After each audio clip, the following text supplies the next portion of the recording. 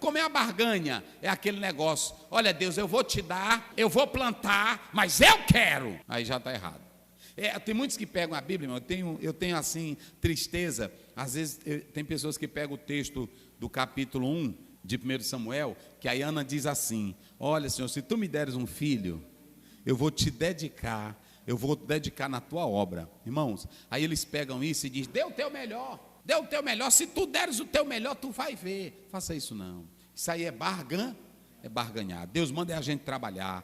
A oferta, meus irmãos, é o crente sincero, que ama a obra de Deus, ele vai contribuir de todo o seu coração. O que o pastor deve fazer é pregar, ensinar e mostrar pela Bíblia. Se o crente quiser vir para cá, ele vai servir a Deus com sinceridade, não é assim? Com verdade, pronto. E aí você tem que deixar o evangelho da barganha, que é a pregação da prosperidade. Aí você tem a doutrina bíblica dos dízimos sob o ataque, dizendo que o dízimo era do tempo da lei e que não precisa pagar dízimo. Jesus não falou sobre dízimo, Jesus falou sobre dízimo. Mateus 23. Ai de vós, escribas e fariseus, hipócritas, pois que dais o dízimo da hortelã, do endro e do cominho, e desprezais o mais importante da lei, o juízo, a misericórdia e a fé.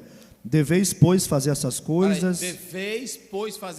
Que coisas? O dízimo do endro, do cominho e do hortelã. O que eles deviam fazer? Dar o quê?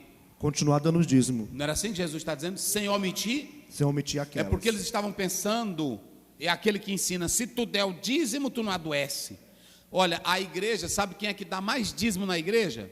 São as pessoas pobres, são as pessoas carentes, são as pessoas necessitadas. E eu vou falar isso daqui a pouco, que é algo muito sério. São essas pessoas que dizimam, não são elas? Então, alguém diz assim, pastor, e a igreja hoje deve pagar dízimo? Alguém diz, não, porque a igreja não vive debaixo da lei. Isso só foi para os... Está errado. Nós não devolvemos dízimo pela lei arônica. Nós devolvemos dízimos pela lei do sacerdócio e da ordem de Melquisedeque. Por que o escritor aos Hebreus não pegou Levítico para explicar? Por que ele pegou foi o Melquisedeque? Porque Levítico tem um período e ele apontou para o natural. Antes de tudo, eu coloquei aqui que é muito importante nós não dizimamos só por causa da lei levítica. Tem um princípio da lei levítica.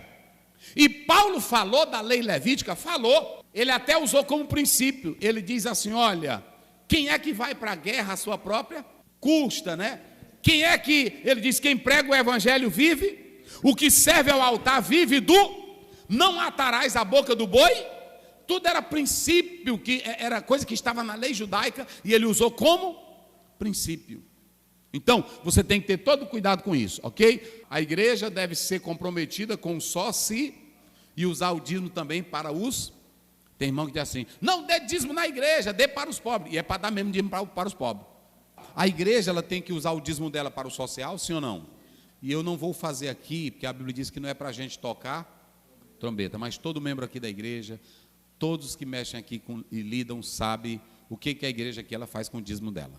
Só quero dizer para vocês, aqui nós temos uma caixa de assistência só para comprar caixão, para as pessoas que não têm como comprar caixão. Aqui nós temos, a gente destina dízimo para pagar passagens, para fazer casas.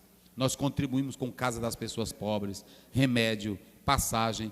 Aqui nós temos todo o relatório que a gente dá sobre isso. Só para vocês terem uma ideia, até mesmo pessoas já ameaçadas de morte, a igreja já teve que pagar para essa pessoa não morrer. Não é isso? Está ele aí que sabe que ele algumas vezes já negociou isso para salvar a vida de pessoas. Então, eu não posso usar o dízimo só para construção, só para meu salário. Eu tenho que fazer a distribuição de renda, não é isso? Correto? E aplicar o dízimo na obra do Senhor, pagando os obreiros que estão evangelizando, trabalhando. A Bíblia diz em Mateus 10:8, digno é o trabalhador do seu salário, ok? Agora pronto, o que acontece? Toda igreja tem um estatuto, quero dizer isso para você, toda igreja tem um estatuto. Antes de você entrar na igreja, leia o estatuto. Não faça parte do time que você não pode atuar nele. Se você é contra dízimo, tem igreja que não é a favor do dízimo, vá para ela. Agora, se essa daqui ensina, o que é que tu quer aqui? Não é assim?